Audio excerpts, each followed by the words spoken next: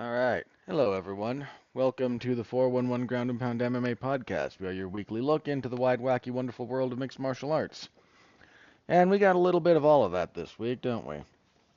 I'm Robert Winfrey, and I am your host, per usual, so thank you all very much for tuning in.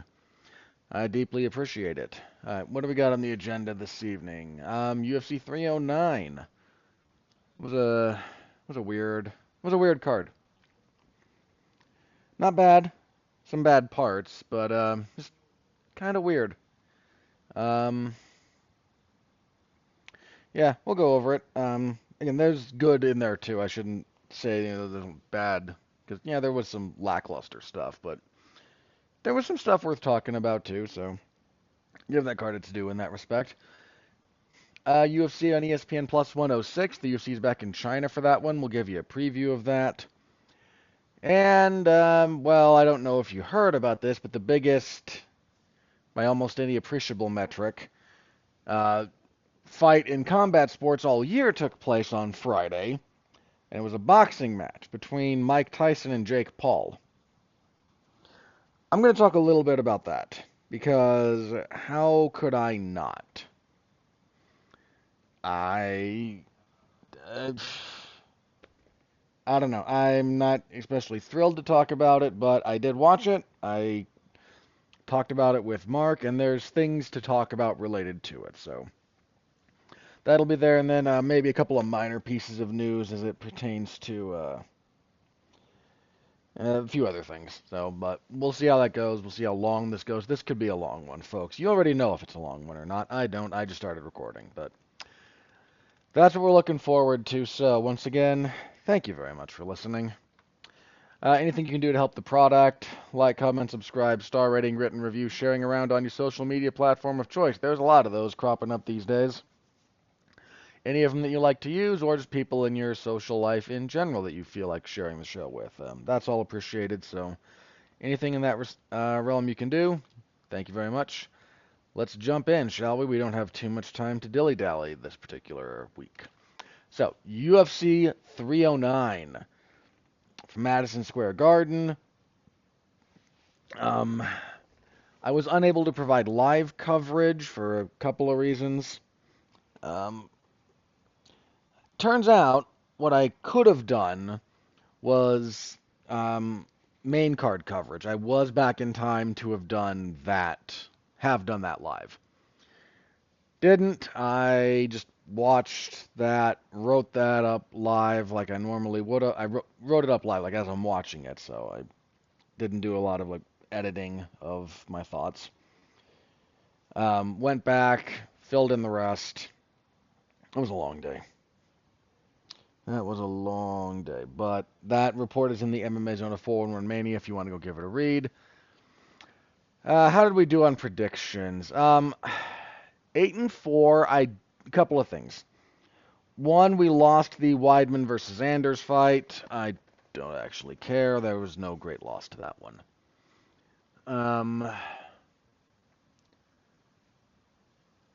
David Onama did get an opponent, Roberto Romero, stepping in on fairly short notice.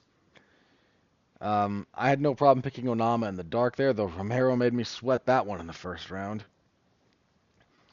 I changed my mind on two of these. One, next day I woke up and went, did your sleep-deprived brain really decide you were going to pick Mickey Gall? I laughed at myself and changed my mind about that one fairly easily. The other one I swapped was Janata Janice and Marcin Tabora. The closer we got to the event, the less I felt comfortable with that pick. And then I realized, oh yeah, Janice just has like no ground game. Yeah, Tabora's gonna win. um, I wound up rocking with Jonathan Martinez the whole way. So, wish I'd have changed my mind on that one. I got antsy about that one the closer we got to it, but not enough to actually change my mind. So ultimately, 8-4 is where we wound up. Brings me to 329 and 141 on the year. Um, that's okay. You know, if I do this next year, and I probably will, I don't mind keeping track of this. Um, I might have like a goal of getting to 400 correct predictions. Um, that doesn't seem unfeasible. I mean, you've got, 40 something fights, give or take 12 fights a card. Um, it, that would be a bit of a stretch, but that seems doable. I mean, I wouldn't need that many. If I just shifted a few more correct each card all year, because some of these I'm very happy with looking back over how the year has gone. Some of them, like 8-4 is fine. I'm not complaining about it, but I'd really rather have been better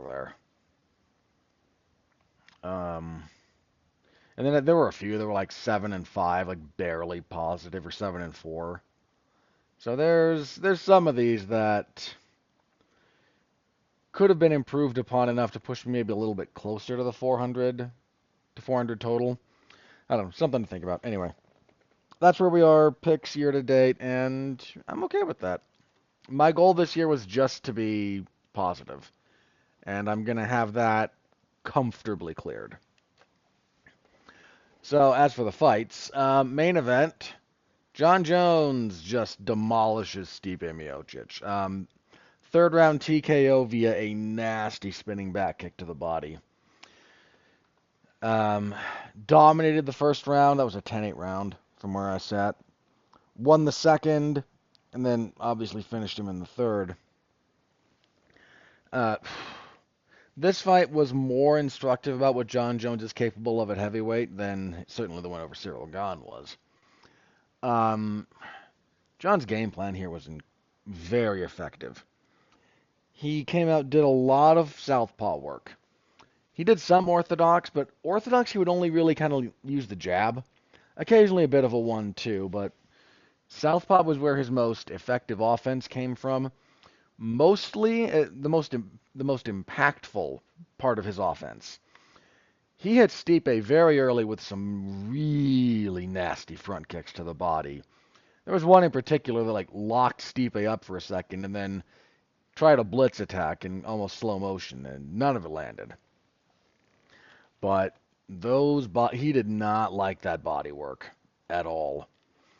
And it really is kind of a MMA doesn't have a lot of body work in general. I mean, that's changing a bit. People have started understanding the value of it more and more.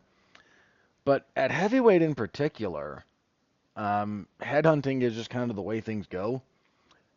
And especially if you kind of came from the era Stipe did. I mean, I don't mean to besmirch the man, but he's 42.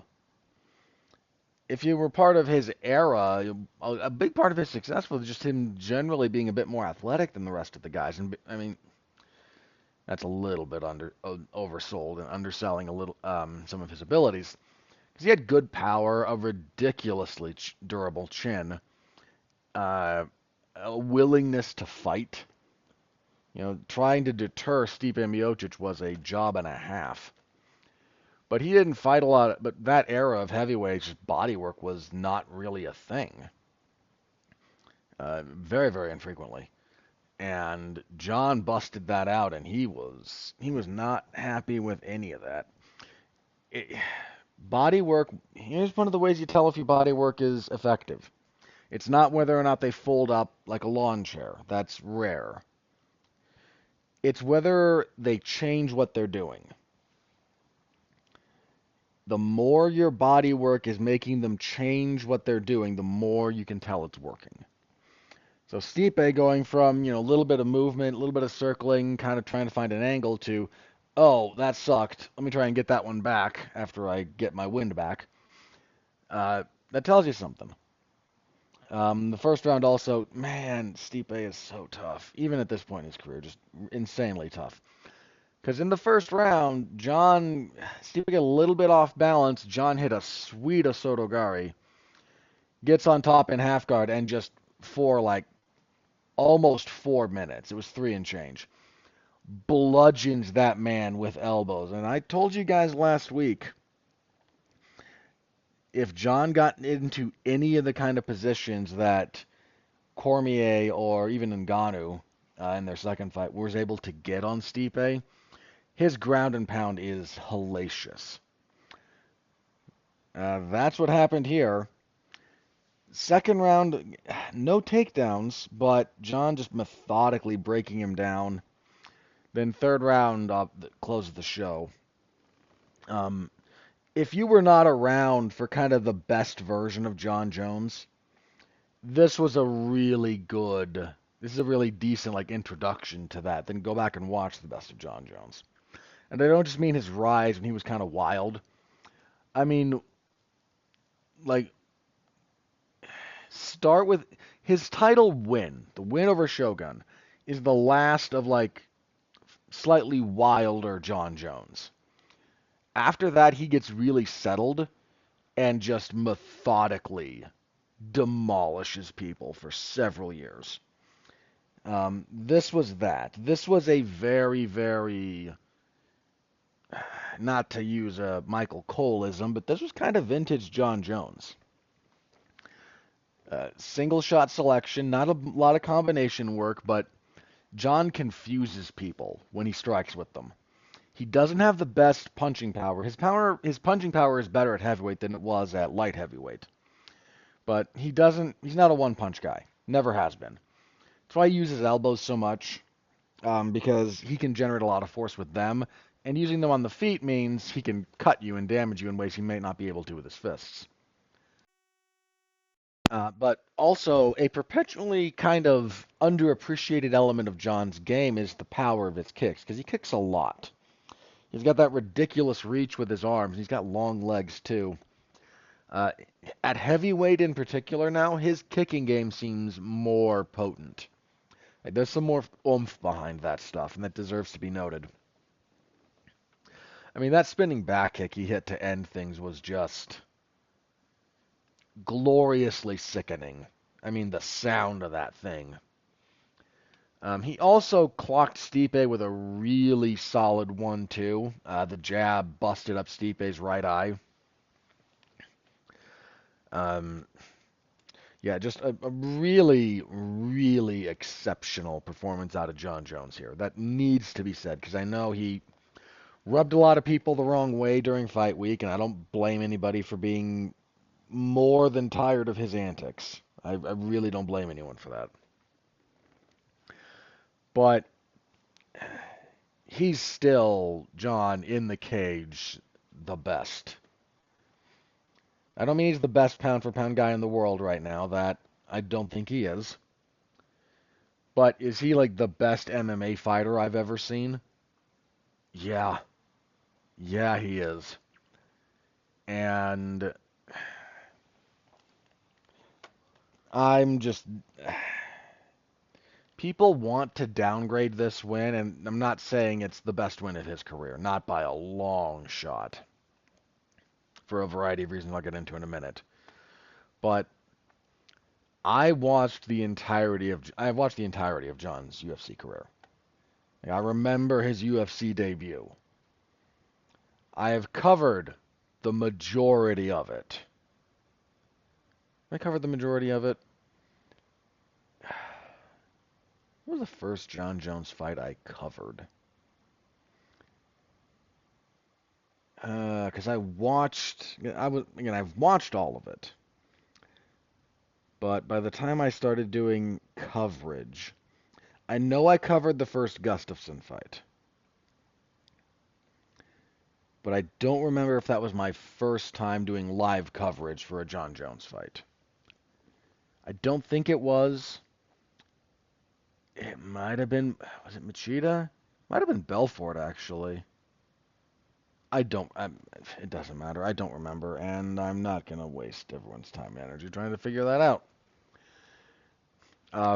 But just suffice to say, I've been here for the whole ride. I have, and in the cage, he's just the best. He's done things that I didn't think were really possible. He has demonstrated violence. He's demonstrated well-roundedness.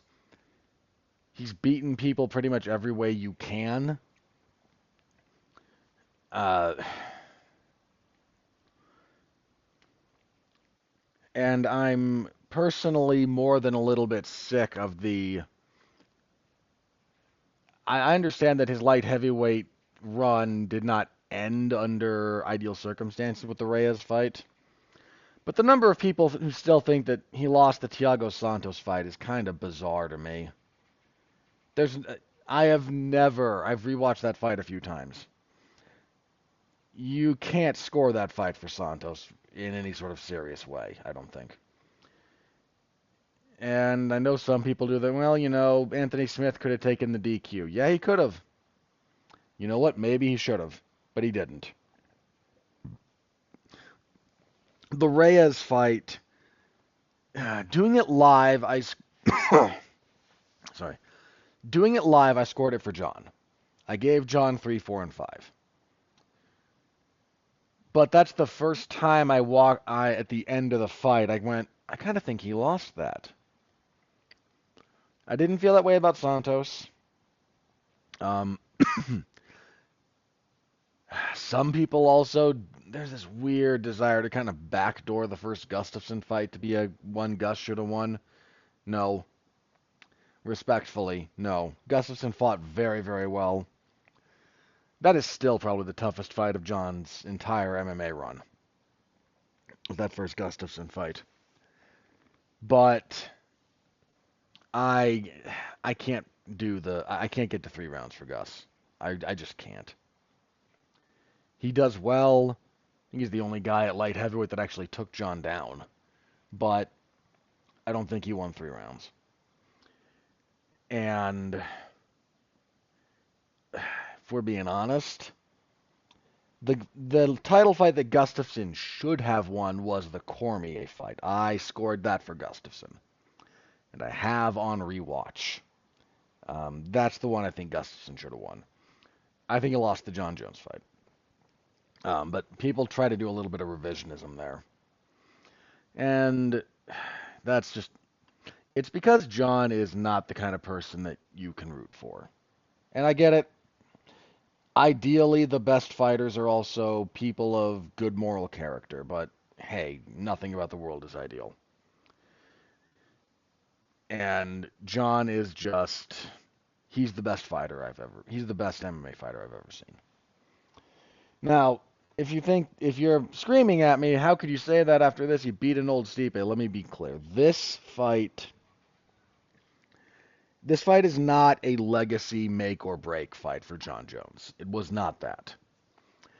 This was more, for me, this was a reminder. Because the last couple of fights at light heavyweight for John, they weren't great. I can freely admit that. And the Gone fight was too short to actually matter. This fight was a reminder to me of who John Jones was and still can be in the cage. Now, this is mitigated slightly by the fact that Stipe Miocic, bless him, 1,000 times over. It's another guy whose entire UFC run I've watched. But Stipe is old and washed. That's just the reality of it. I do think even the best version of Stipe probably doesn't beat John Jones. Needs to be said. But he was definitively not the best version of himself for this fight, and that also needs to be said. A lot of people doing boy, Stipe was touching John up. You guys don't know what you're watching. I'm sorry, you're not. I get it, but and some of this takes a finer eye to pick out, but Stipe did not land nearly as much as it might have appeared like he did. And of the stuff he did land, the number of shots that were actually clean was really, really small. And because John's defense is very good. And John's chin is exceptional. Even if you do manage to touch him, he just doesn't seem to get phased. And there's just a lot of, well, Stipe's slow and he was still hitting him, so Tom Aspinall would smoke him. I'm not saying Tom Aspinall wouldn't win that fight. His following is not what I'm saying. If you still want to be optimistic about Tom Aspinall's chances of beating John Jones, there's reason to be. But look at Tom Aspinall's fights again and just watch him. I have a lot of respect for Tom Aspinall's game. I really do. He moves like a middleweight. Light on his feet. Very good footwork. Clearly has power in his hands. Can wrestle, can grapple. And nobody's gotten out of the second round with him. Like, he is a dangerous, dangerous opponent. But watch the man fight. And don't be awed by the fact that he's really great, because he is. Like, have some sober assessment of Tom Aspinall for a second. We don't know what his cardio's like. We don't know what he's like when he is up against serious opposition, like when he's up against not opposition, serious adversity. Because he's beaten very good guys. But what does he do when he's got his back against the wall? What does he do in the third round? What does he do when plan A doesn't really work? He's never really had to deal with those problems, and that is a mark for him, but it is a giant question mark, and I have none of those questions about John Jones. Because I've seen John Jones in all of those situations. I've seen him have to dig deep and pull a fight back. I've seen him in some blood and guts wars. I've seen him over 5 rounds. I am not saying that John Jones is unbeatable or that Aspinall can't beat him. Aspinall could win that fight if it happens. That is very possible. But pretending that Aspinall is not without flaw is just disingenuous. He's got issues. Frankly, he knows he has issues. Tom Aspinall is very candid. If you ask him about some of the issues he has technically and whatnot, he'll freely admit, yeah, I'm still a work in progress. I know I do X, Y, and Z, and I shouldn't do X, Y, and Z. And we're working on it. He's refreshingly honest, is Aspinall, from everything I've seen. It's kind of nice in the fight game, which is like 85% BS, if not more. But, to get to my point, I am not calling this the best performance of John's career. That would be silly. What I am saying is, John showed here that he still has access to the vast majority of the skill set that makes him so great. After this fight, I do actually favor him in a theoretical Aspinall fight. Not by a lot. That's a very good fight. I don't favor him by a lot. But I went from, if you asked me before the fight, hypothetically, John versus Aspinall, where are you leaning? I was leaning Aspinall. Now I'm leaning John. Not huge. And my opinion on that one might change, believe it or not, if I do some serious tape study and try to figure out how I think they match up, more than, going kind of off of memory of what I've seen. But right now, I think I would lean John. Not huge, but I'd lean towards John Jones. He's just very, very good. And I say this with respect to a lot of fighters who, in a lot of ways, I might be bigger fans of than John Jones. But that is the greatest MMA fighter I've seen. I don't think he's my favorite, but do I think the best version of John beats the best version of Fedor? I do. I love Demetrius Johnson, and it's hard to compare weight disparity, like weight classes, when they're that far apart. But Khabib, DJ, Prime BJ Penn, George St. Pierre, whatever. And you might feel differently about this than I do, and that's okay. He's the best fighter I've ever seen. And this was a reminder to me of that fact.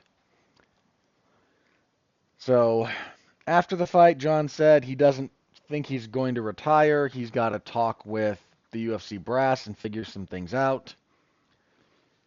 He still seems to want the fight with Alex Pereira, which... Okay. I thought this fight was...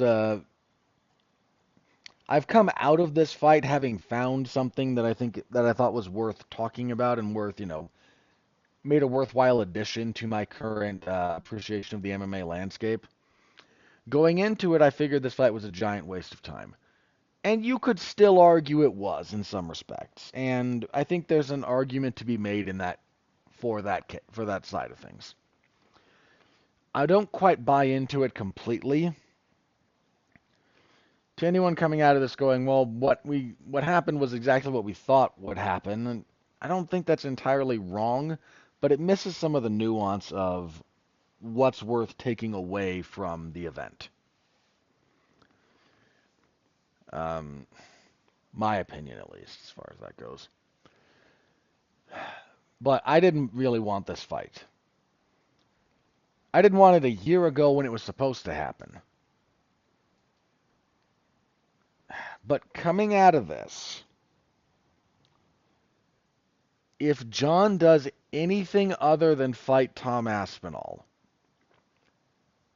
what are we doing here? Like, I don't want to watch him fight Poatan. I know how that fight's going to go. Respect to Poatan. He's the man. And he's put together his last 365 days have been absurd. He's had 4 championship fights in the last 365 days, give or take. 3 of them have been in 2024. And I mean this in all sincerity. That is that is a remarkable feat. No shade from me to Poatan. He's the man. John Jones would beat the crap out of him. Pereira is a phenomenal kickboxer, and he's emerged into a very dangerous MMA fighter, but his dangerous MMA fighting is still predicated on his kickboxing. John could fairly easily out-wrestle him. I don't think Pereira's takedown defense is as bad now as it used to be. He got out-wrestled by Izzy. You know how many people Israel Adesanya out-wrestles in general? That's a short list, man.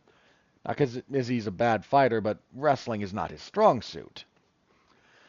John would get him down fairly quickly and would just elbow him into the next century. Just through the mat. I am so not interested in that fight. Not next. Look, if John Jones fights and beats Tom Aspinall and then says, I want to fight Poatan, what in the world is anyone going to say at that point? If he actually beats Tom Aspinall, you got to appreciate this about John Jones. He came up and he was not really supposed to win several of his first fights. And he did anyway in the UFC. Then he beats his contemporaries. He then beats the legend Shogun, Mauricio Shogun Rua, to win the belt, makes him tap to strikes. That gets forgotten a little bit because the ref stepped in, but Shogun effing Rua tapped out to strikes. He beats the old legends. He beats Shogun, he beats Rampage, he beats Machida, he beats Rashad Evans. He beat every prior light heavyweight champion they had on the roster apart from Chuck Liddell, and that just would have been a crime. Like he beat. No, he didn't beat Forrest Griffin either. Was Griffin retired? But Griffin might have been retired by that point. Griffin had certainly been like humiliated by Anderson Silva at a bare minimum. I forget exactly what his status was, but I think he was inactive for one reason or another. But everyone who was active on the roster, he beat him. He beat the old legends, some of whom were still very good. I don't mean he was beating up old guys. Like Shogun was the champion. Rampage was not too far removed from being champion. Machida was a former champion. Evans was a former champion and actually had a win over Rampage, I think, by that point too. Like, then he beats like some of his what it would be closer to his contemporaries, who his same generation of fighters, like Gustafsson. Um, I'm gonna have to look up names here because my memory is.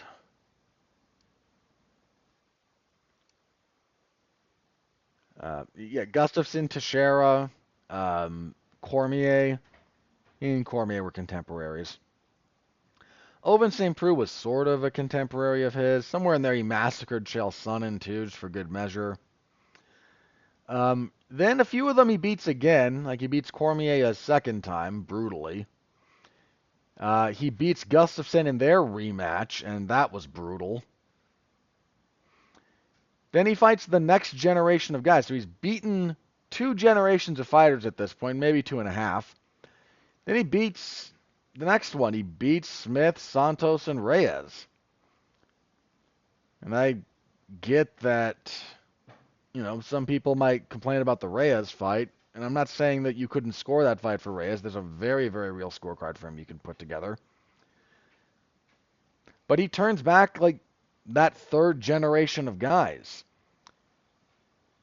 He beat the guys he came up with. He beat the generation before him. He beat the guys with him, and he beat the guys that came after them. Now, Cyril Gahn, okay, whatever. Miocic is actually more of a contemporary of John's if we're looking at the timeline of their careers. Tom Aspinall would be functionally the fourth generation of MMA talent at the highest end that he would have beaten. Hypothetically, if he does that,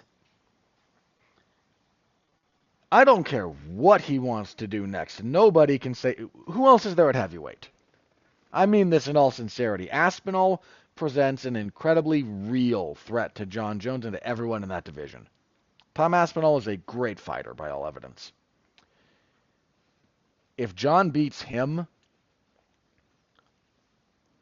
he's Alexander the Great weeping because there are no more worlds to conquer. Who else is there at heavyweight right now that you would think poses anything approximating a threat to that man? There's nobody in the UFC. And I am bitter at the UFC for not giving us John Jones versus Francis Ngannou. I need to say that out loud. People complain, oh no, John didn't show up until Francis left. Yeah, and look at what was happening before that. Dana White got real bitter about Francis leaving and started spinning that narrative. Before that, he was blaming John. And there is so much fault in that triangle of people, or that triangle of interest. John, Francis, and the UFC. The fact that they never got their ducks in a row to get John and Francis in the cage together is just... it borders on the pathetic. A pathetic failure of fight management, of promotional duties. But I also throw about... I give Francis and John about equal blame for that between the two of them, and then the UFC, I think, gets the lion's share of it. That's based on the information I have. I do not have all the information, but that's kind of where I look at things shaking out right now. Real shame. Because Ngannou just, crushing power. And turned into a decent anti-wrestler. Um, but Francis also a little bit susceptible to being hit. Cardio, a bit of an issue. And it's a shame we didn't get that fight. It really is. So John is still the heavyweight champion. There's no reason to do anything other than John and Aspinall. Look, if John wants a good chunk of money for that, then pay him. I mean, here's the thing. Dana White did the, John's well paid bit. Like, you could make the argument that John's entire lifetime career earnings are less than $100 million in the UFC. Now, don't get me wrong, even if it's something like 60 and change, that's more money than I will ever see in my lifetime in all likelihood. But there are boxers who clear that for one fight. John has been underpaid, as has everyone in the UFC. I'm not going to get back on that horse, promise. I'm just making a point. If what John's asking for is the equivalent of a boxing purse, frankly, that's what he should be getting paid, as a general statement of fact. And this is the best heavyweight fight the UFC can make, period. Full stop. There isn't a close second. It's not like John has a tremendous amount of leverage. It's basically, if the UFC only says you're going to fight Tom Aspinall or you're going to retire, well, who knows? But if the big thing here is compensation, get off your checkbook, UFC. You make money hand over fist. You can't make a better heavyweight fight than John Jones and Tom Aspinall in the UFC. And you could argue, I don't know that I would buy this argument, but you could argue fairly coherently that that's the best heavyweight fight you can make in all of MMA. And yes, that includes Francis Ngannou. At this point, I might buy that argument. Again, I'm not sure I'd completely buy it, but you could make it. You could absolutely make it. So that's where things stand right now. We'll see what happens moving forward. Dana White is not interested in Jones and Pereira. He's banging the drum that the only thing John will do next if he continues to fight is fight Tom Aspinall. So we'll see how long he sticks to that tune. As for Stipe Miocic, he announced his retirement after the fight. Nothing but love for Stipe Miocic, man. He's 42, and as I mentioned, he's been in some wars. I mean, he hadn't fought in almost 4 years. It was right around. It was like 3.5, and he got brutally knocked out by like that's the kind of knockout that will change you.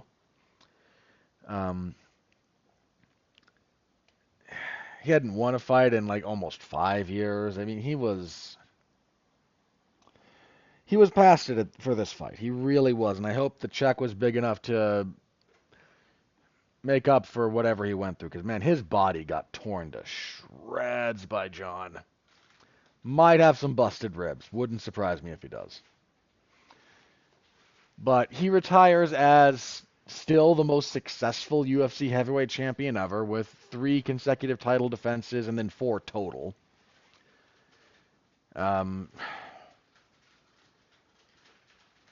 He was a very unlikely champion in some respects because he was always good. But he was the underdog when he knocked out Fabricio Verdum. Because Verdum had just beaten Cain Velasquez, and nobody saw that one coming. Verdum was on a really good run. And then Stipe just is able to time him coming forward, puts him to sleep. He had some very memorable fights. His first fight with Junior Dos Santos, the one that he loses, is actually quite a good heavyweight fight. He beat up Roy Nelson. His fight with Mark Hunt actually is a very instructive one about how good Stipe could be. His fight with Alistair Overeem doesn't go very long, but boy is it dramatic for as long as it lasts. His first win over Francis Ngannou. Ngannou, still apparently a very classy individual. put out a post on, X and said, you know, the fights with you made me a better person. Thank you for everything. Godspeed in your retirement. And he posted a picture that went with this. And it's a picture of their first fight. Francis could have chosen to post a picture from the fight that he won. He chose to post a picture from the fight that he lost. And frankly, that win over Ngannou is one of Stipe's best performances. I know he beat Daniel Cormier twice, and their third fight was kind of a meh affair. And there is part of me that wonders how much better Stipe Miocic could have been if he'd been with a competent team. Because how that man's skills developed only in somewhat rudimentary ways over the course of his UFC career is just... His success, kind of despite that camp, is remarkable. I'll never forget this one, man. My friend Pat watched Stipe's, I forget which win it was of his. It might have been over Roy Nelson. It might have been... because he lost to Stefan Struve in a weird fight. Was it real? It might have been the Shane Del Rosario win, because Del Rosario was kind of the guy coming in from Strikeforce that had a little bit of hype, and Stipe handled that. One of those ones, Pat said, that guy might have it. He's got a lot of things that make a really great heavyweight fighter, and he might be champion. Pat's eye for talent is very good. Stipe also never really had issues. I don't think he ever really failed. I don't think he ever failed a drug test. Never in trouble with the law. Never had, controversies or hassles or anything like that. He eschewed everything about the fight game that he did not like. He didn't really like doing media. He'd do it, but clearly not his favorite thing, so he was kind of minimalistic about it. Didn't really like doing the trash talk, doing the countdown thing, so again, he'd be there, but for some of the stuff related to fighting, he did the punch in, and my shift ends at 8:30, and at 8:30 I punch out, and we're done. And you know what? God bless him. There is so much crap that goes around the MMA space. Any combat sports space, but MMA in particular is kind of where we are at the moment. And he just looked at the landscape of it and said, okay, here's all these things I don't like and I'm not doing. I like to train, I like to fight. And then I'm going to go back and I'm going to continue being a firefighter and a husband and a father. And it's difficult to express how much I respect that. I understand that because of that, some of his earning potential was maybe a bit more limited. But I can't help but respect it. And I wish him nothing but the best for his retirement and what comes next for him. So he did one of the most Stipe things ever when he announced his retirement on the mic with Joe Rogan. Looked down at his gloves, kind of started to make the effort to untake, because they were still on. He hadn't taken them off. Looked down and kind of half reached to start undoing them, and then just looked at how much effort it was going to take and went screw it and just walked off into the sunset, man. And what are you going to say about that? I don't know where he ranks as among the all-time great heavyweights, but I think if you don't put him on that list somewhere, you're being a bit of a hipster. I don't consider him the greatest heavyweight fighter in MMA of all time, but if you were to ask me, is he in the top 10? Easily. Is he in the top 5? Yeah, I think he is. I don't know where exactly, but yeah. Yeah, I think he is. He's no worse, in my estimation, than 6th. And there's a very real argument that 5, that you shouldn't put him lower than 5. I'd have to sit down and really hash that list out if I wanted to make a strong case for his specific positioning.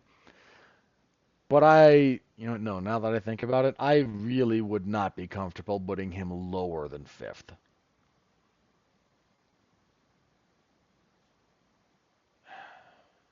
Yeah, I'm sticking to that. In fact, he might be fourth as things currently stand. Because Fedor's still number one. Two, I know his career was weird because of injury and whatnot, but two is probably still Cain Velasquez. Three would be Junior Dos Santos, I think. And then four would be Stipe. But Junior and Stipe you could reverse. And I think Big Nog would be five. I I think that's where my top five would break down right now, but don't quote me on it. I'd have to give that a lot of consideration to figure out how I would space that out.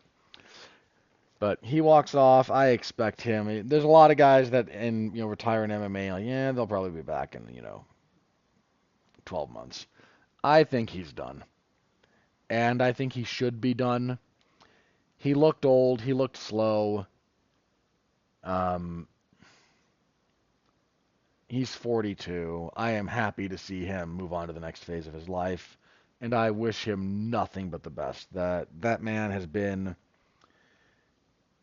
he has been nothing but a benefit to this bizarre sport.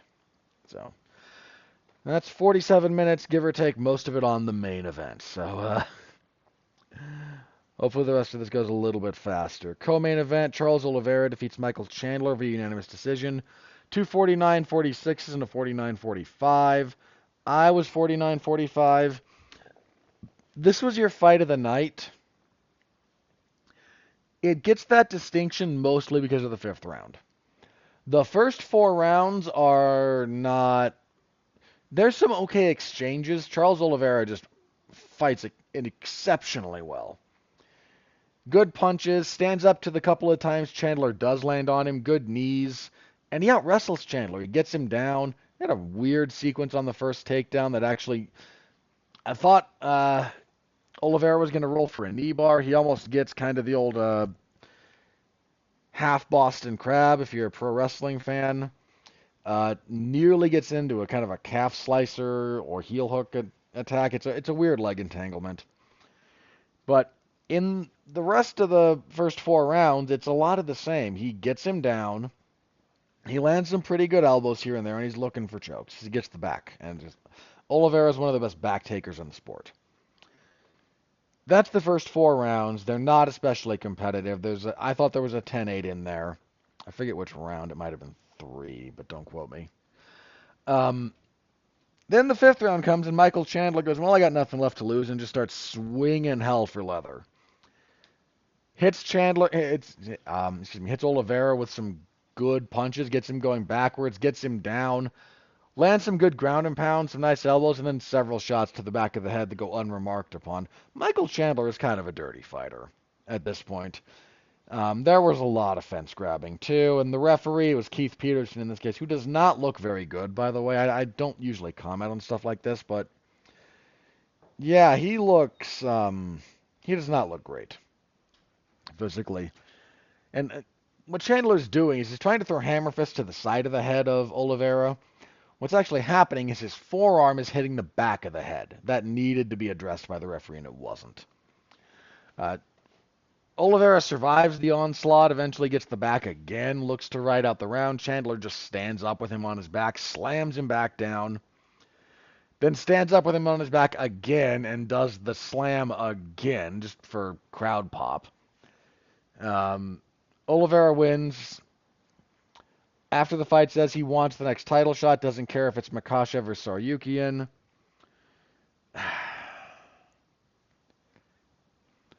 Him and Saryukian over 5 rounds, I think he I think that might go in his favor. I fully expect if he were to get a rematch with Makhachev, he'd do better than he did in their first fight, but I have said this repeatedly. That's just a bad stylistic fight for Charles Oliveira. I think even the best version of Charles Oliveira is probably always behind the eight ball with Makhachev. It's just how he fights. It neutralizes so much of what Oliveira does offensively, and Oliveira doesn't really have a. He has different facets of his game that he can go to, but when I say he doesn't really have like plan B, it's more like he doesn't have plan C. He's got a couple of things, a couple of general strategies he works within, but they're more like broad frameworks than a lot of very specific things. And if he can't get either of those working, he struggles. And Makhachev, the way he fights, man, it just his defense and the way he conducts the striking, Makhachev, neutralizes a lot of the aggression that Oliveira relies on the feet. And on the ground, Makhachev's strength, wrestling, and grappling acumen is such that a lot of what Oliveira does that confuses people and gets him into winning positions isn't available. A lot of Oliveira's ground game has kind of been figured out at this point. There's enough tape on him. Doesn't mean it's easy to beat him there, but people used to eschew fighting with him on the ground like it was like floor is lava and he's the floor. Makhachev and even Saryukian, like that was not. They didn't have that problem. They knew what to expect from him down there. Doesn't, as I said, does not mean easy. Does not mean reckless. It means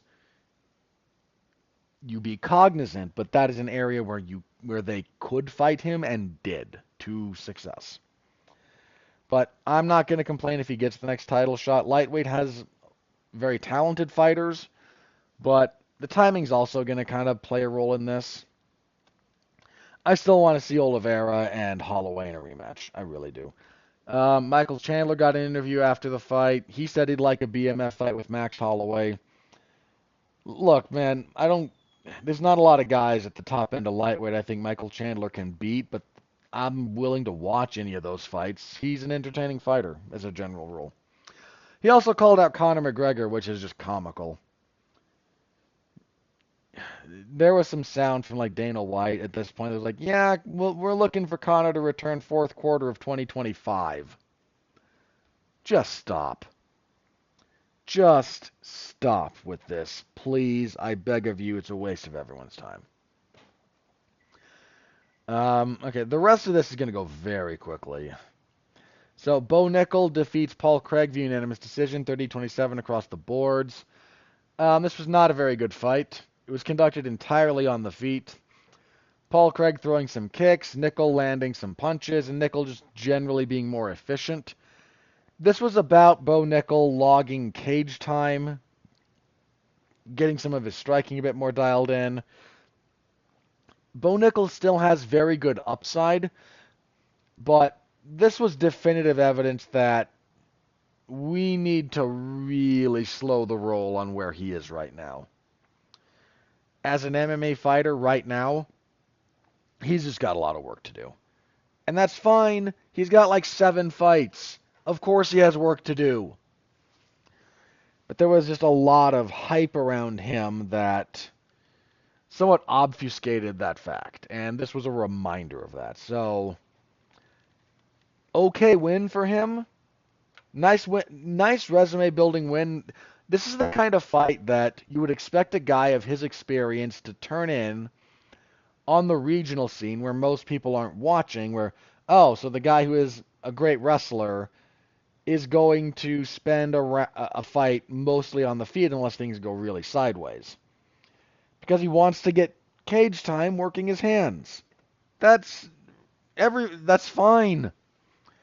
Fighters should do that at this phase of their development. Most of them just aren't in the UFC at this phase of their development. Viviane Araújo defeated Karine Silva via unanimous decision, 29-28 across the boards. You could have scored this for Silva. This was not a very good fight. Here's a weird thing about Araujo. She's been outstruck in like all of her last 5 fights. That includes several she's won. I think she's kind of at the ceiling at this point. And kicking off the main card, this was an odd choice to kick off the main card. Can we be honest about that? Mauricio Rufy, which I think he prefers the R pronounced instead of Hoofy, even though he's Brazilian. He defeats Hamas Yontop via unanimous decision, 29-20 across the board. So this was supposed to be at lightweight. Yontop takes the fight on somewhat short notice. You may recall Rufy was supposed to fight a few weeks ago, and then that fight got bumped, and he got shuffled to this card. They found someone, so Yontop steps in on somewhat short notice. Says, I can't make 155 on the time frame you've given me. Will 165 work? Everybody goes, fine, we understand. And then he still weighs 166.2. My man. Oi. His performance in this fight probably saved his job, considering he missed weight on a catch weight that he insisted upon in the first place. I think they gave him the third round. This was kind of, look, Rufy has a lot of razzle-dazzle. He's got power. He's got some flashy stuff. Needs to refine the decision-making a little bit. He hurt Yontop badly in the second round, and then decided a tornado kick was a good idea. It was not a good idea, sir. He didn't land more, did Rufy, landed fewer, but his shot meant a lot more. And then the third round, he kind of goes in a little bit of a prevent defense, and Yontop I still give Rufy the third, personally, because I respected Yontop's toughness and output, but Rufy landed the relevant strikes. So still moderately high on Rufy, but the man just had his second UFC fight. Let's not quite slowing the roll on him as much as Bo Nickel, but let's slow the roll just a hair on Rufy. He's got some foundational skills to build. And I mean, he's with a good team, so I probably expect that they will start working on that, but don't be confused or overly dazzled by the pizzazz, because he's got that in spades, bless him. But there's some real meat and potato stuff he needs to refine before he gets fancy. On the prelims, Marcus McGee defeats Jonathan Martinez via unanimous decision, 29-28 across the boards. Good first 2 rounds for McGee. The first round in particular. Second round, Martinez starts figuring things out towards the last minute and change, including landing a really nasty leg kick just before the round ended. Third round, then, Martinez wins pretty clearly. His leg kicking game continues to work. Here's the thing he ran into.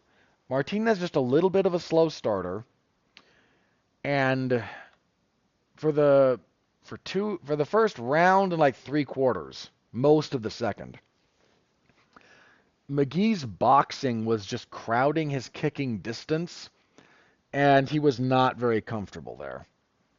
Very similar, not identical, but similar-ish to how Jose Aldo approached it. But Martinez has some ludicrously powerful kicks. He just doesn't have... It's not that the man can't punch. He actually does have some decent power in his hands. He's just uncomfortable boxing. And it's very clear. He's just not very comfortable in the pocket. And when Marcus McGee was able to keep the fight in that range, Martinez just didn't pull the trigger a lot, didn't have a lot of offensive options. If you can find some way of mitigating or neutralizing his kicking game, his second order fight tools at this point in time are not as good as his ranking would lead you to believe. So really good win for McGee. Solid overall fight. Jim Miller defeated Damon Jackson via guillotine choke, 2:44 the first. Jim Miller extends his record for most UFC wins. He now stands alone as the man with the most submission wins in UFC lightweight history. He had been tied with Charles Oliveira at 10. Now he's got 11. And Michael Chandler can't be submitted by Charles Oliveira. So you kind of feel like Oliveira wanted that one. Um, good enough fight for as long as it lasted. Uh, Jackson showing some front kicks, but Miller winds up catching him with a few punches. Jackson goes for an ill-advised takedown. Miller with a jumps an arm and guillotine and just crunches everything real tight, real fast. Jackson taps, and then Jackson retired after the fight. I understand that. Jackson had a very respectable career. Jim Miller said, there's still tread on the tires. He's got 45 UFC wins now, which is absurd. He got into the UFC when Joe Rogan had hair and Dana White hadn't had his teeth fixed yet. So he's been there for a long time. He said he'd like to get to 50 UFC wins. That's doable, man. Jim Miller for a time was one of the better lightweights in the world, and probably at certain points should have fought for the belt. But as his career extended, he seems content to have had his spot on the card adjusted. He's not fighting the elite guys anymore. But he's fighting talented guys. And he's fighting guys that are appropriate for him, and he just is happy to continue extending his career until he feels it's not profitable to continue it. You know what? And hey, good for him, man. I have nothing but respect and admiration for Jim Miller. Nothing but. So, good win for him. David Onama defeated Roberto Romero via unanimous decision. 30-27 across the board. Little surprised by that personally. I gave Romero the first. But Romero's offense was just not really sustainable. He took this fight on short notice. Normally, both these gentlemen, I believe, are featherweights, so because it was short notice, they bumped it up to lightweight. This was a good fight. This was probably your fight of the night until the dramatics of Michael Chandler in the 5th round. If the 5th round of Oliveira and Chandler goes like, round 4 did, this would have been your fight of the night, I think. So give that one a look if you're looking for other recommendations.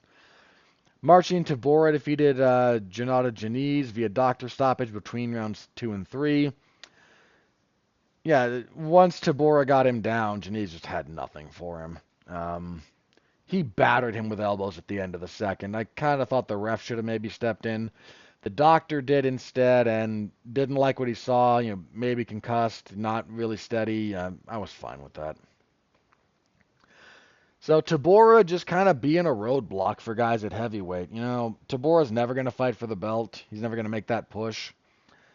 And he's far from my favorite kind of heavyweight fighter, but I actually do think he has value to the UFC in the spot that he occupies, being just a very stern test for heavyweights. On the very early prelims, Ramiz Brahimaj knocked out Mickey Gall, 255 of the first. And Oban Elliott defeated Basil Hafez 40 seconds of round 3 with punches, knockout. I gave Elliott the first 2 rounds. Derek Cleary gave the first 2 rounds to Hafez. In fact, everyone gave Hafez the second, which I might be more sympathetic to, but Hafez came into the UFC on short notice and gave Jack Della Maddalena a very difficult fight. And his next 2 fights has not fought anywhere near the style even that he showed in that fight, and he's just suffered for it. And kicking everything off, Eduardo Mora defeated Veronica Hardy by unanimous decision, 130-27 to 29-28. Mora looked very large. Not surprised she couldn't make strawweight, because she tried that her first 2 fights in the UFC and missed weight both times. This was not the best win in the world. In fact, if you wanted to, you could make the argument for Hardy winning rounds 1 and 3. I don't get giving Mora the third, just to be perfectly honest. but a decent enough win for her flyweight debut in the UFC at least. And that's it. That's the card. So again, full report, MMA's on 411mania.com. Your bonuses, I mentioned already, fight of the night was Chandler and Oliveira. No complaints. Performances of the night, there were 3 of them. They went to John Jones, Ramiz Brahimaj, and Oban Elliott. I would have swapped out Brahimaj for Jim Miller personally. Somebody put out a tweet. It was the UFC or the UFC and ESPN account, something like that. It's one of the major official ones. Went, hey, Charles Oliveira is a millionaire based on his bonuses. He has now racked up a little over $1 million in post-fight bonuses. It took him 20. Guys, I have no doubt that Charles Oliveira has cashed 7-figure checks from the UFC for certain fights because he was champion. No doubt about that, to my mind. The UFC bonuses have lagged behind. Like, they've been 50 grand for like 18 years at this point. That's just, those need to be bumped up. Even just as like a cost of living bump. Those should be, even if you don't want to make it a lot more, give it 65. A 15 grand bump to that is not really going to meaningfully affect your bottom line. It'll get you some decent PR, and it'll be a little bit more, still a little bit stingy, but you were handing out $50,000 back in like 2011. All right, those should be more by now. So yeah, that little bit of an indictment there on that side of things. All right, yeah, that, and again, that was that. Ultimately, still just kind of a weird card, but I don't know. I don't know how to rate that card overall. I found things to talk about. Clearly, I've been at this for an hour. But if you still came away from this going, that was kind of, pointless, or didn't really answer a lot of questions, or all you had was your preconceived notions reaffirmed, I, believe it or not, I do understand that. So I can't give this like a thrilling review as a score as an overall pay-per-view, but I was worried about it being bad, and ultimately I don't think it was bad. I don't know. It was just kind of there. UFC 309, an event that, you know what I do need to say about UFC 309 before we move on? I apologize for this if you don't, I'm going to try not to be political about this, but President-elect Donald Trump was in attendance. He came out just before the pay-per-view started, because the UFC gives him his own entrances. He was with the nominee for Speaker of the House, if memory serves. He was with his family, RFK Jr., and Elon Musk, amongst others. I mean, there was a little bit the entourage. Not the full entourage, but kind of the entourage. Here's the thing.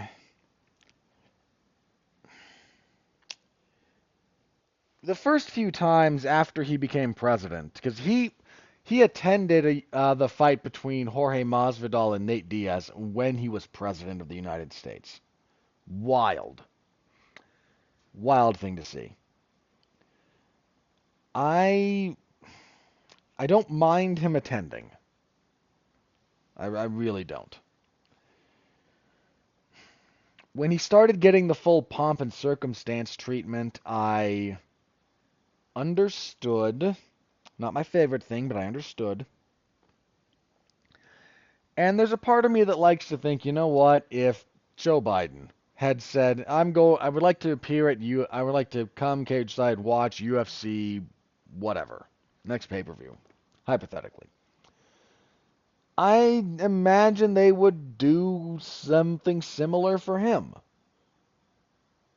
So, It didn't bother me in the sense that I thought Donald Trump was getting giant amounts of favoritism, because if they had treated other people of similar status differently than they treated Trump, that's an argument you could make. They haven't, in no small part because no one else in that kind of position, in the American political scene at least, has gone out of their way to do that, to attend a UFC event. And look, I'm not exactly a Donald Trump fan, but when he shows up to these events, I do believe he's a fight fan. Trump, I don't think he watches every event. He's a busy man, even when he wasn't, running for office or holding office. He was still kind of a fight fan for the bigger fights. Yeah, I think he absolutely enjoys watching combat sports, boxing, MMA, and the like. And there's just no one on the other side of since this is at the moment a discussion of the two parties in the United States, there's no one on the other side of the aisle. I think I saw Luke Thomas or someone similar ask this question, like, who from the Democratic Party would be comfortable or look like they belonged attending a UFC event? And there was a time when there were members of the Democratic Party who would. Um, at the moment, though, like Bernie Sanders ain't going to this. You know, they're not gonna, drag Elizabeth Warren or Nancy Pelosi to one of these things. One, they get booed out of the building in all probability, and two, like, they wouldn't belong. I'm not here to advocate for Donald Trump's political position, but to say that he is not a fight fan is inaccurate. So he kind of fits. He fits in these things when he shows up to them. It makes sense that he's there. And I'm going to pick on Biden a little bit here for this, but if he showed up, it would clearly be like a stunt. I'm not saying there aren't stunt value to Trump showing up to these. I think there is. But I think it is born out of a genuine enjoyment of the fights, too. If Trump went to, I don't know, what's the equivalent? It's weird because Trump spent so much of his life as a public figure, and for a lot of it more hobnobbing with the people who do the things that most Republicans would be very out of sorts if they appeared at, that I don't quite know what the equivalent would be for him. Um,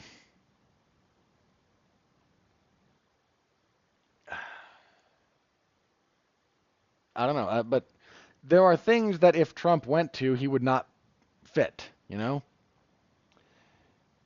And he kind of fits here. Now,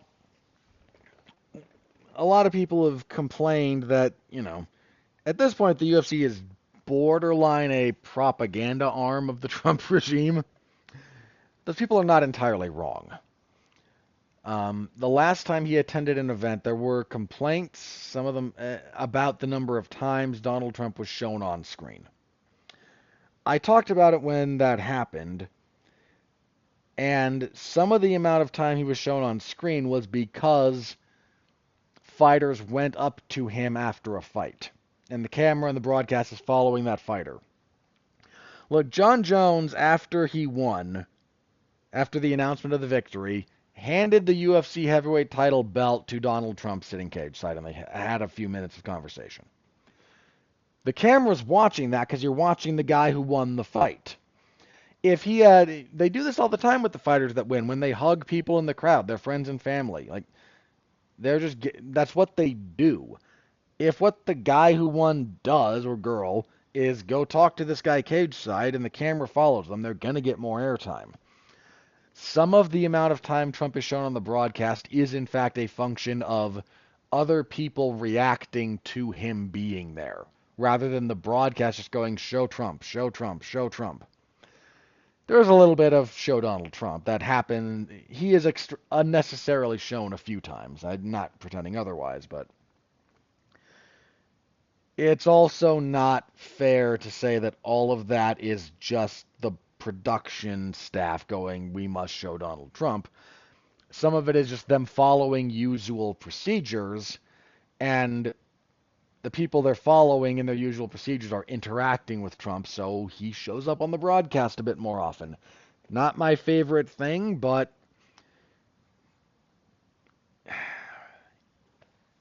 I understand that. I really do, and I can't get bent out of shape about that when you look at how a lot of that happened. I mean, Charles Oliveira ignored him completely. He, after his win, he got out and did the walk around the cage. He walked right by, so he's literally walking around the apron of the octagon. Trump and all in company are sitting cage side. Oliveira doesn't even look at him, just walks by, doing the arm up in the air thing, celebrating. Uh, Whatever. Like he is allowed to do whatever he wants to do in the broadcast, and then the camera on the broadcast kind of followed him for parts of that. That's just kind of what they do. And if everyone and their dog decides they want to go down and shake hands with the president-elect of the United States, what are you going to do? Apart from tell the fighters, knock that off. That's all you could do. And they're not going to do that. So, I understand that it's frustrating. I really do. And there's a bit of the pomp and pageantry that went into Trump's appearance this time that I found more over the top than usual, and considering this is the UFC, that's actually a fairly high bar to have cleared.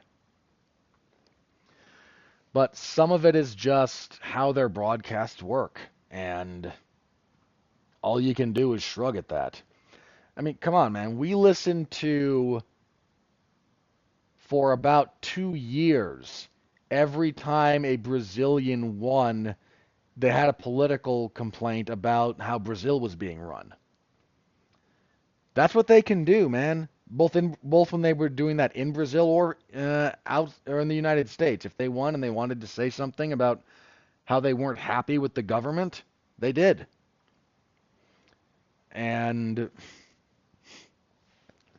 Brazil was horribly run at the time, so I understand. And then they elected a more right-wing guy, and that had its own complications. And here's one of the things, just very briefly. If you are mismanaging the governance of a major country, whoever comes along is going to look really good. And this is Bolsonaro, who's the guy who was elected and then kind of ran out of the country later for reasons both legitimate and illegitimate. But the government of Brazil was so badly handled that Bolsonaro won an election fairly. Because the other guy, the incumbents were just terrible. It was just bad. It was just a bad time. Just a bad time all the way around. But that's a thing that fighters do on occasion. I mean, I know why people were worried about this, but Jim Miller very briefly uh, did a political thing. He didn't go hard. He didn't mention Trump. He kept it at a level that I think is I'm more first of all, it's Jim Miller, so he'd have to say something really heinous to get me out of my seat. But when he said, New York State, you're kind of mismanaged, because they were in New York for this. He just said, like, man, New York State has been mismanaged, and I really hope that at the state level that gets fixed. You know what? That's fair and reasonable. Some people, just because he made a bit of a political statement at all, and they're like, oh, come on, Jim, don't do this. We all love you. Just please don't reveal yourself to be one of the nut jobs. Saying that New York State is mismanaged, I don't think is unfair. New York City in particular at times. Um, I don't think it's unfair for him to say, hey, Here's some problems that are state-specific that I think should be handled at the state level. I am 1,000,000% okay with that unless you're spouting total nonsense, and he wasn't, so shrug. Not a big deal to me. But for as much as the UFC used to say we like to keep politics out of sports, gentlemen, your broadcast in your organization is very clearly leaning one political direction, which is fine in the sense that, this is not an entity that is under some kind of obligation to be nonpartisan. If they want to come out and, advocate for one end of the political spectrum, as long as they're not forcing their fighters to do the same, that's well within their rights. Look, there are left-leaning political fighters. I mean, Kevin Lee campaigned actively for Bernie Sanders. It's not uncommon. There's probably more right-leaning people fighting in the UFC than left-leaning, but at the moment it seems most of the country is more right-leaning than left-leaning. So who the heck knows? But sorry, that's not a value judgment. That's an observation about the last election. Nothing more, nothing less. And I promise I'm not going into specific politics here. The president-elect of the United States was there. There was a fair amount of broadcast time devoted to that, some of which I understand, some of which made me roll my eyes a little bit. And lest you think this is me being very soft or that I'm expressing liberal bias, I would have rolled my eyes just as hard as at a left-leaning political figure getting the same treatment. Maybe more so because it would feel more disingenuous to the audience, maybe, in some respects, but it just kind of became a fixture of the pay-per-view broadcast, and I had to talk about it a little bit because it was part of the event. And that's not me saying one way or the other how I feel about Donald Trump as our next president or anything of the kind. That was just about the broadcast. And if you do want to know my politics on this a little bit, Trump is not my favorite person in the world. I think a lot of people are... I think there's a lot of overreaction going on because a lot of people spend a lot of time in an echo chamber about he's Hitler and he can't possibly win, and then he won the electoral vote and the popular vote, and immediately 90% of the people calling him Hitler stopped calling him Hitler. Like, if Donald Trump is Hitler, then Joe Biden saying we're going to have a peaceful transfer of power is an unethical statement. If you think Donald Trump is Hitler, you should not advocate for a peaceful transition of power. You should advocate for we're going to do everything militarily to stop him.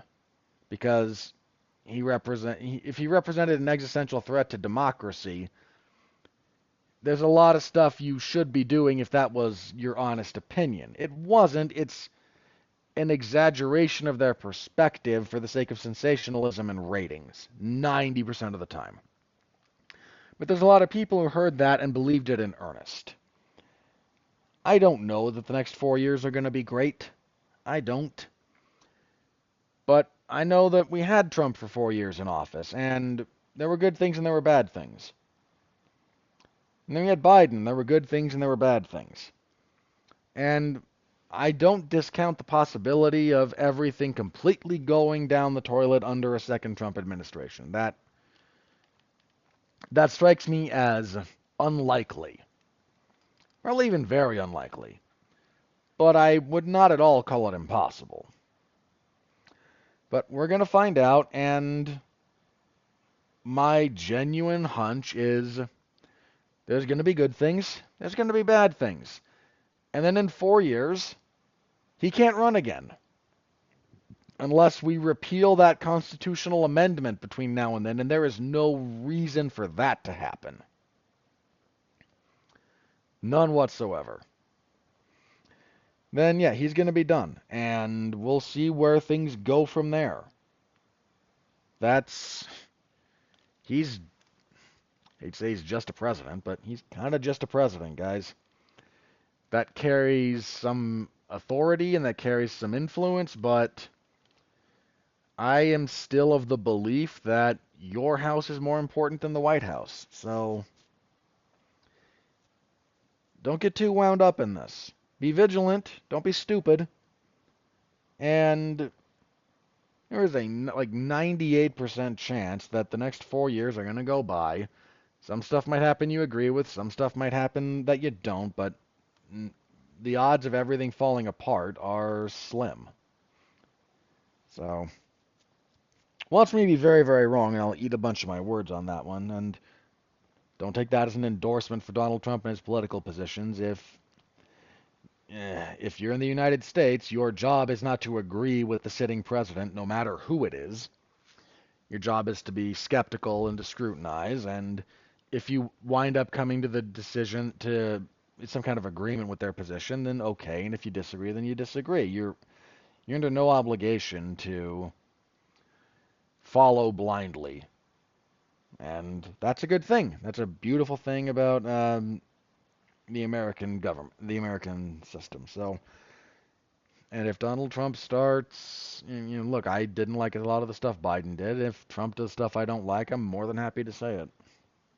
All right, that's it. No more politics. It's the extent of what I was going to talk about there. Sorry for the minor dovetail. All right, let's move on. Boy, that took forever. Okay, UFC on ESPN Plus 106. This event takes place in, they're in Macau, right? Yeah, they're in Macau, China. This is their UFC's first trip to China since 2019. Before the pandemic, it was Jessica Andrade and Weili Zhang when Zhang became champion for the first time. That was the last trip to China. This is their last time. This is their first time in Macau in particular since in a decade. The last time they were in Macau was their third visit, and it was headlined by Michael Bisping and Kung Lee. Yeah, wrap your head around that one. So, we have a really good main event for this card. I'm excited for Petr Yan and Deiveson Figueiredo. I'm just going to be honest about that. This is a really, really good fight. These are two guys who are quite willing to fight, two very, very skilled fighters. Figueiredo at bantamweight has refined and altered his fighting style a little bit, but in some very beneficial ways. He's been able to lean more into his grappling because he can sustain that over a longer period of time. I think he didn't wrestle a whole lot at flyweight because he knew he couldn't for long stretches. He can at bantamweight, and it has been kind of a game changer for him to be able to lean on that a little bit more. Yan, a very, very slick boxer. Competent grappler in his own right, and he's got really good trips and takedowns, good takedown defense. I anticipate a really good fight. I am absolutely looking forward to this fight. A couple of things to keep in mind. Yan fought in March of this year and beat Song Yadong. That was a pretty good win. He was on a 3-fight losing streak before that, in fairness. 2 of those were split decisions. The Sterling loss, I scored that for Yan, but I'm certainly amenable to scoring that one for Sterling. I thought he beat Sean O'Malley. I scored that one for him. Marab beat him clean. That was a fairly easy fight to score. You mentioned coming off the win over Song. And Figueiredo, undefeated at bantamweight. 3 wins in a row over Rob Font, Cody Garbrandt, and Marlon Vera. Yeah, this is a really good fight. If this were 3 rounds, I might actually lean more towards Figueiredo. I think at bantamweight, he has a very good style for 3 rounds at bantamweight.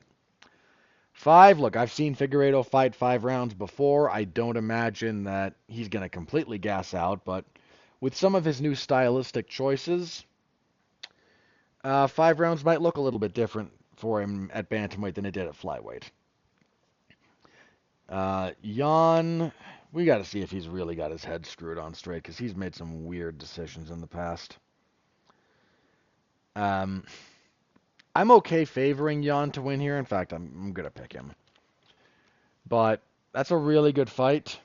And as I mentioned, man, over 3, Jan can take just enough time to get going over 3 that Figueiredo might be able to win 2 of 3. I don't know that Figueiredo can win 3 of 5. Great fight. Very much looking forward to that one. Co-main event, Yan Xiaonan and Tabitha Ricci. Strawweight. Is Yan Xiaonan dropping? No, she's been at strawweight for a while. Okay. Ricci has only lost at strawweight to Lupi Godinez. That was a split decision. She's won her last 2 fights over Tisha Pennington and Angela Hill. Yan is coming off of a loss in the title fight with Zhang Weili. She kind of... Not saying she didn't have moments in that fight, but that was, on balance, not really all that competitive at UFC 300.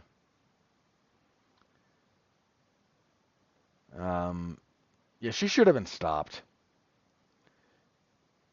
There should have been a technical submission called at the end of the second, and that was a pretty significant error on the part of the referees in that one. Big step up for Ricci.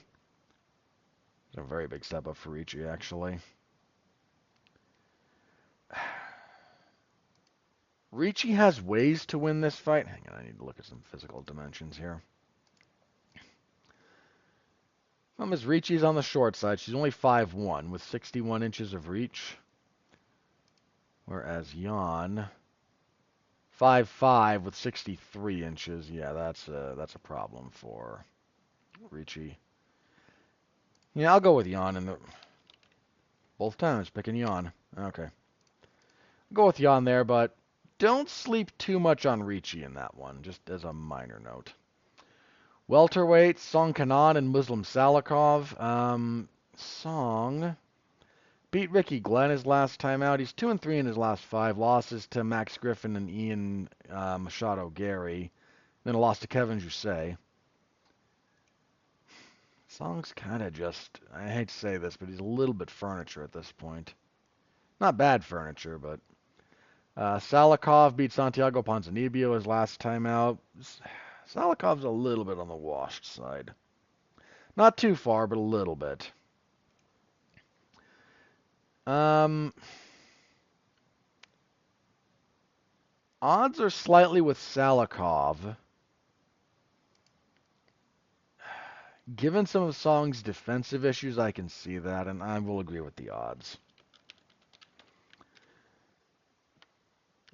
That's just slightly leaning towards Salikov. All right, women's flyweight, Wang Tong and Gabriela Fernandez.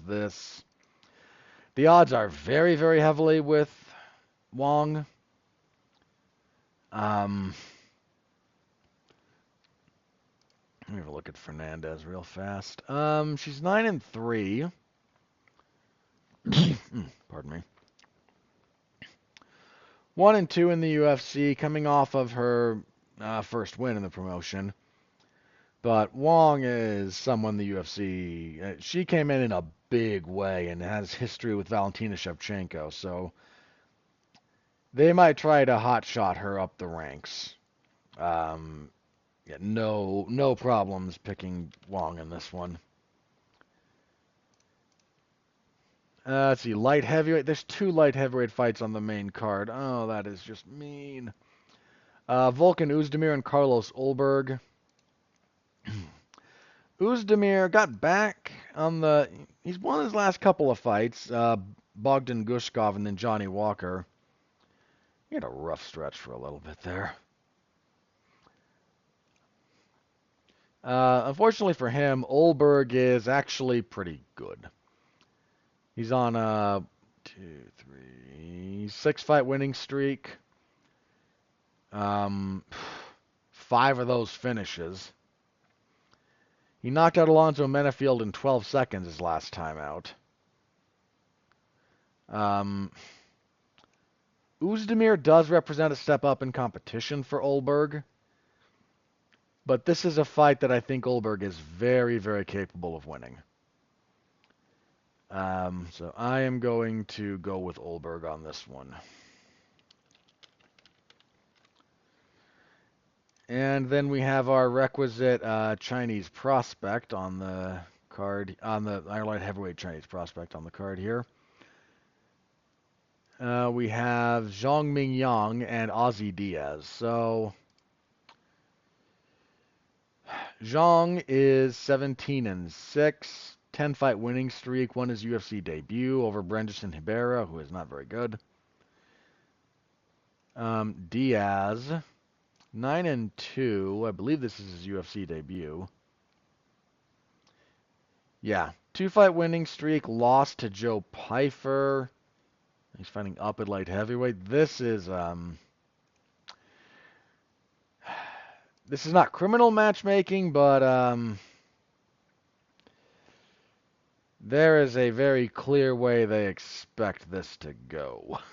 Just put it like that. Yeah, going with Zhang. Okay, now we get into fighters who I know nothing about. So I apologize. I am probably going to go a little over just the odds on most of these. So we have 4 Road to UFC finals. This is the 3rd season of that particular program. We have 4 finals. So in the first of those, well, the main event of the prelims, so the first one we're talking about, but not the first that will be broadcast, Ji Bin and Zhu Kanjie. And I know I'm mispronouncing that gentleman's name, and I can just apologize. That's all I got. Hang on, where are you on my rundown here? Why do I not see you? Did something happen to that fight? Don't tell me something happened to that fight. Something happened to that fight. Apparently, Zhu suffered an injury. Okay. If that information is accurate, let me throw a pick here real fast, just in case that's inaccurate. I imagine it's accurate. Topology is very well run. Odds are slightly with Bin, where Jia is. Family. Jia would be his family name, excuse me. So Ji Bin. Odds would slightly be with Jia. 13-4, 5-fight winning streak. It's relatively impressive.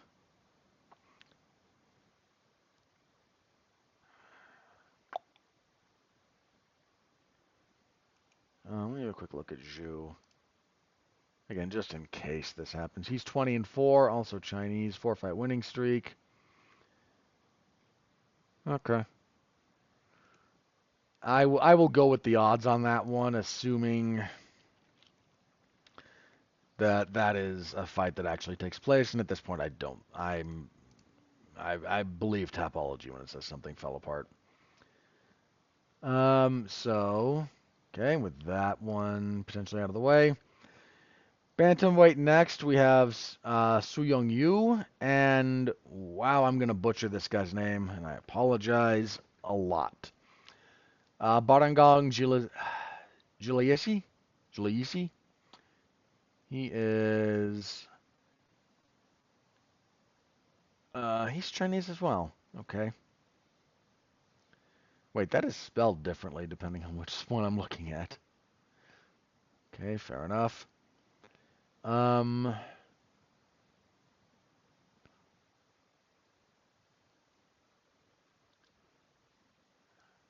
Okay. The odds are with you. Have a quick look at these 2 gentlemen. So, Yu is 13-3, 2-fight winning streak. Has a no contest in there. Okay, and um, I don't know how to pronounce this guy's name, and I'm just embarrassing myself by trying. So I'll just go with Barngang, or Balgin. Balgin. I'm sorry, man. I am doing my best here.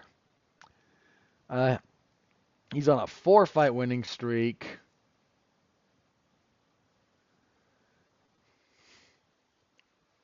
Okay. I'm gonna trust the odds again and go with you. Um, it's kind of all I've got for some of these guys. I haven't had time to get to Road to UFC 3. I will maybe try to watch some of that this week. We'll see how my week goes. So I might revise these, but I'm probably just going with the odds. Anyway, women's strawweight, just flyweight next. Excuse me. We have Dong Hyun Choi and Kiryu Singh Sahota. So, yeah, Kiryu Sahota. Okay, so Choi, 8-0. Two split decisions on the road to UFC, though. Okay. Sahota fights out of England. Let's see. 12-2. 3-fight winning streak. Okay. The odds with Sahota. The odds are with Choi. Alright. Told you, I'm just kind of going with the odds here, guys. So we'll go with Choi, and then we have women's strawweight. So Shi Ming and Feng Zhaoshan. Zhaoshan? I don't know how that's pronounced. I don't know how the back half of that is pronounced. Shao is the first half I feel confident in. So Feng is 10-2, 8-fight winning streak. Okay. And she is 16-5.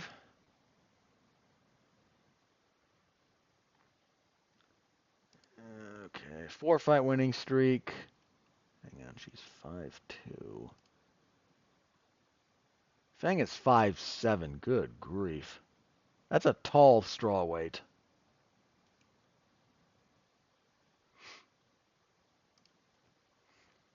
Odds are with Fang, and frankly, given some of the physical dimensions, I completely understand that one and will agree.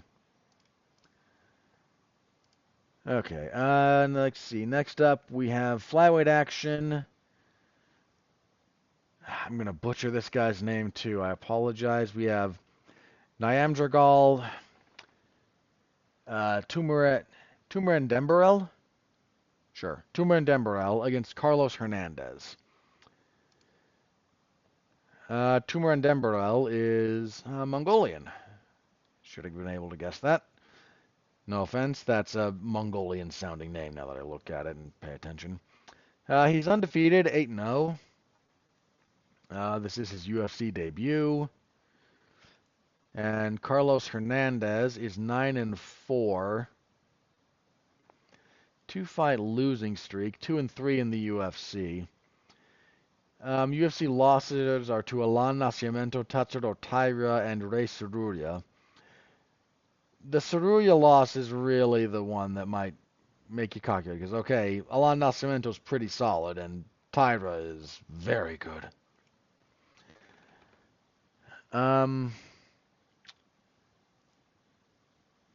Okay, what are the odds? Odds are with Hernandez, the more proven fighter.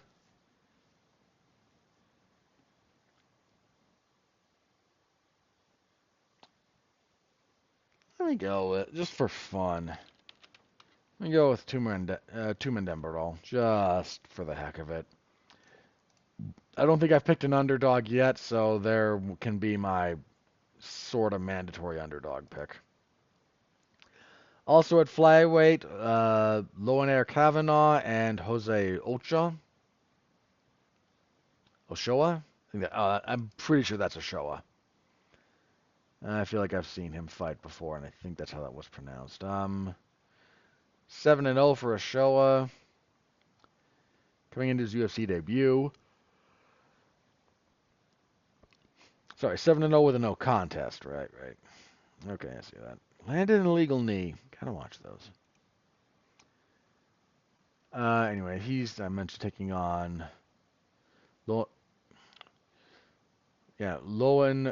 Loanair Kavanaugh, who is listed as fighting out of listed as Chinese. He might be.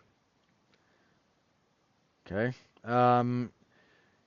He's on a 7-fight winning streak. He's undefeated, 7-0, coming off a Contender Series win. Might be the kind of time where they're giving him a slightly softer landing. Yeah, he's a fairly heavy favorite, so okay. I will agree with the odds. No U. A-N-A-G-H.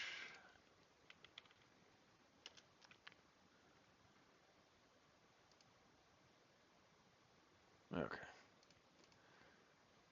That is now spelled properly. Bantamweight, Xiaolong and Quang Li. Have a look at these two gentlemen. Xiao, excuse me. 26-9. Been around for a bit then, haven't you? One fight losing streak. He lost his UFC debut to what would that be? Chung Ho Lee. Oh yeah, that was actually a decent fight. I remember that one. Okay. And Quang Li he's the first Vietnamese guy I think to make it to the UFC. Do we count Kung Lee as Vietnamese? I think he was born in the United States. I know he has Vietnamese heritage. But I think Lee is the first like Vietnamese guy to make his Vietnamese native. Vietnam native wouldn't be the way to phrase that, Dumbo. Okay, he's 8-1. Yeah, lost his UFC debut to Chris Gutierrez. That's a tough draw for your UFC debut, just for the record. Okay. That's not a terrible fight. Odds are real close. Let me go with the more experienced guy in long, but no confidence in that. 0. And kicking everything off, we have Mahashate and Nicholas Mata. So, Hayasier Mahashate, just goes by Mahashate, 10-3, 2-2 in the UFC. Coming off a win over Gabriel Benitez. It was a split decision, but I do recall, I think I scored that for him. Don't quote me, but I think I did. Mata is 14-5. 2-2 with one no contest in the UFC. Coming off a win over Tom Nolan. That was kind of an upset, if memory serves. Had a fight with Ludovic Klein fallout, probably to his benefit. Klein has been doing some good work lately. The odds like Mahashate. I can understand that. Mata has been kind of run-of-the-mill.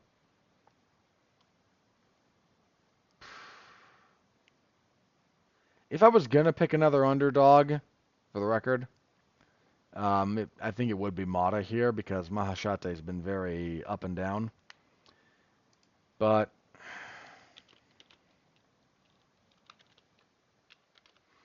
I will go with Mahashate. I'm misspelling that. Maheshate.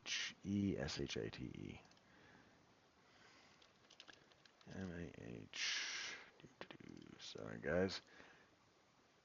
ESHAT. Okay. Okay, there we go. Can never spell that guy's name right the first time. So that is that. Saturday morning, very early Saturday morning, because they're in China in prime time. So the prelims start at what 3 a.m. Eastern time. Preliminary card, one mine. So yeah, prelims will start at 3 a.m. Eastern. Main card starts at 6 a.m. Eastern. Okay, that'll be a long day. I got other stuff. I was worried I wasn't going to be able to cover the event that Saturday because I have another. My Saturdays this month have been very, very scheduled and very, very.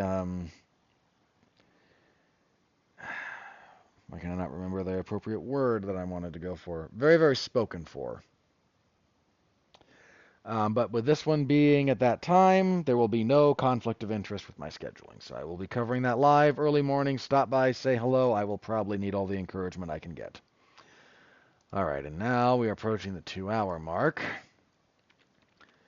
And I'm sure this is what some of you came here to hear is me talking about Mike Tyson versus Jake Paul on Netflix from Friday. Okay.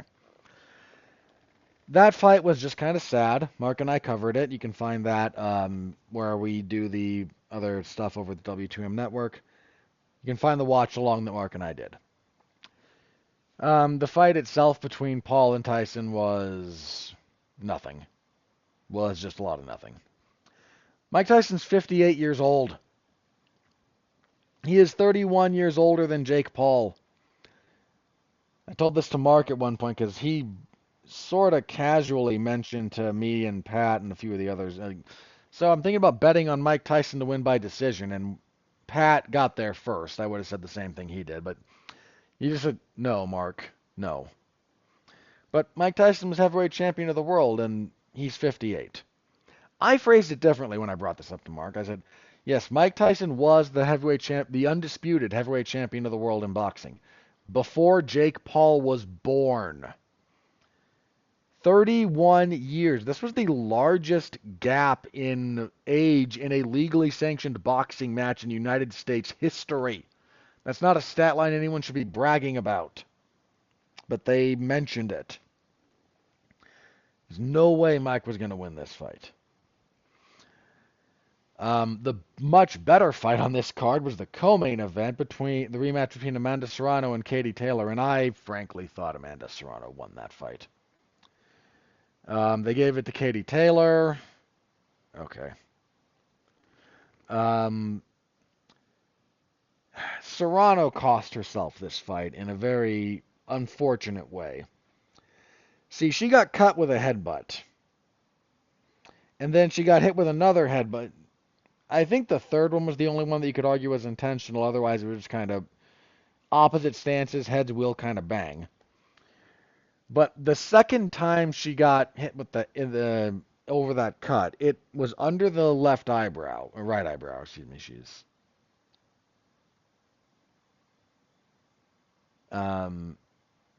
Yeah, it was the right eyebrow. The second time she got hit there with the headbutt, it opened up a lot worse. And it could have been a legitimate fight stopper. Had they stopped that fight for that cut at that point, they'd gone far enough for them to go to a technical decision. And at that point, Amanda Serrano had very clearly won the majority of rounds. But she wanted to keep fighting because she's a warrior. And ultimately, Katie Taylor did enough down the stretch to convince the judges that she won. I don't agree, but those two had a really good fight, and I'm going to get to Netflix in just a second, but let me say something for Jake Paul, because I'm not going to say anything about his fight. Jake Paul has done more to shine a spotlight on women's boxing than any other promoter in decades. Amanda Serrano and Katie Taylor both made like 8 million, like $6 to $8 million for this fight. They're the highest paid female boxers in history because of the partially just because of this fight. They main evented in Madison Square Garden. I think they were the main event. They were the fight everyone was talking about after the event, if they weren't the main event. For all the bad things you can say about Jake Paul, and you can say a bunch of them, and a bunch of that is justified. But he has put his money where his mouth is about trying to give women's boxing the spotlight that it deserves. And you know what? For that, I can only tip my hat to him and say, good job, man. Keep going. He's done more for that than any other promoter. So can only call that a success. So here's the other thing about fighting for MVP promotions and Jake Paul. This is something that you should take seriously as a matter of how business is done. Has anyone who's ever fought on one of his cards ever complained about the check? I don't recall anyone ever doing that. So, for however much you thought the fight with Mike Tyson sucked and it was kind of a waste of time.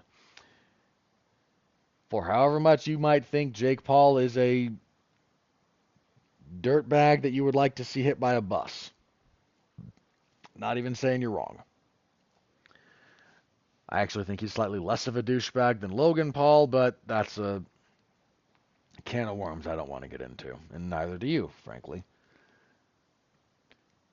But whatever he's doing for boxing, the people who have to work with him are not complaining about it. So whatever he's paying seems to be just fine. Nobody's ever complained about the paycheck from from fighting on a Jake Paul card. Nobody. And that is not nothing in the scummy world of fight promotion. All right, big thing coming out of this, though, was the service that Netflix provided. So this was streamed on Netflix, and this was basically going to be the Netflix kind of stress test for how they handle large volume live streaming of a broadcast. And the answer was, boy, do they have things to iron out. Now, these are all fixable problems, need to stress that, some of which were brought on by the enormity of the people, of the audience for this. This was streamed by, they're indicating somewhere around 60 million households for Netflix. That's not people, households. Even if you want to average that out to say 1.8 people per household, because some people are just singularly, this was seen by over 60 million people, probably close to 100 million, if not more. This thing did Super Bowl numbers in all likelihood. Certain Super Bowls around the 120 million mark. This was probably in that ballpark. That's insane. When I called this the biggest fight of 2024, the fight itself sucked. But people who don't watch boxing knew about this fight and watched it because they have Netflix. Jake Paul you may not like him, but good grief, that man knows how to fill a stadium. This was the most successful boxing event to be held outside the city of Las Vegas, in American history. They were at the Cowboy Stadium and they sold it out, I think. There were 16, 17,000 people there? They made almost a $20 million gate. And that's not with regular boxing prices or MMA prices where the UFC is just gouging you. This was the biggest fight of the year. And that's crazy to say, but by the metrics with which you measure size of fight, this had all of them. Netflix was ill-equipped to handle that. There were a bevy of buffering issues, a bevy of video quality issues, and a bevy of lag issues, latency and whatnot. Not on my end. If you watch the replay, it's very smooth. This is stuff that can be fixed if you're Netflix and you're going to get more into the live broadcasting element of things. And they're kind of planning on that. Come January, if you're in the United States, that's where Monday Night Raw is going to be. I think for certain international markets, SmackDown is already there. But if they're going to do big events, and Monday Night Raw is, I say this without disrespect, it draws a good audience for what it is. But it's not going to draw, they're never going to draw a tenth of what Jake Paul did. Or what Jake Paul and Mike Tyson did. They're not going to draw that much. But this is going to show you some of the weaknesses of what you have going on. And sometimes the only way to find those weaknesses is to do these kinds of stress tests. So hopefully they learn from it and get this sorted out, because they got memed into the ground for that. Deservedly so, by the way. I have a little bit more grace for it, but boy, do I completely understand, and I think the vast majority of the discussion around this and the jokes and the complaints are 1,000,000% justified. So yeah, that happened. All right. Jeez, we're 2 hours. Okay. Here's the only bit of news I'm going to talk about. I will check X Twitter machine for anything really crazy, but barring that, we're going to get out of here. We got some clarity on a few fights to close out the year. UFC 310 got a new co-main event. Ian Machado Gary will step in to fight Shavkat Rakhmonov. That fight will now be the co-main event. It will be 5 rounds, but there will not be an interim title on the line. At least that wasn't indicated. That will be for the number 1 contendership at a bare minimum. That's your co-main event. New main event, Alexandre Pantoja, Kyle Sakura, which was the co-main event. Now the main event, that's for the flyweight title. Fine with all that. I'm okay with Gary being the replacement. I very much like Shavkat's chances to beat him, as I do him beating pretty much anyone in the division. But a lot of people weren't willing to take this fight on short notice or at all. So Gary was. Fair play to him. I really like Shavkat Rakhmonov's chances, but we'll have to see how it plays out. Replacing Gary, because if you'll recall, Gary was supposed to main event the last event of 2024 against Joaquin Buckley in Tampa Bay, Florida. Replacing Gary on that card will be Colby Covington, who will now fight Joaquin Buckley. Okay.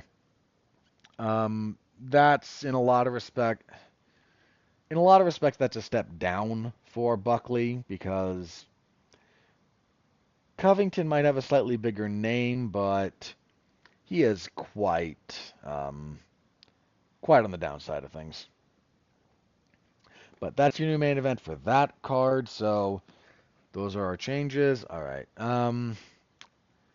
Yeah, let me double check various social media places, and if nothing crazy has happened, we'll do plugs and get out of here. Nope. Nothing new there that I can see, so plugs. Monday, probably when you're listening to this, statistically speaking at least, Mark Radulich and I will be reviewing Red 1, which apparently he very much enjoyed, and I don't want to fight with Mark over something as stupid as this movie, so suffice to say that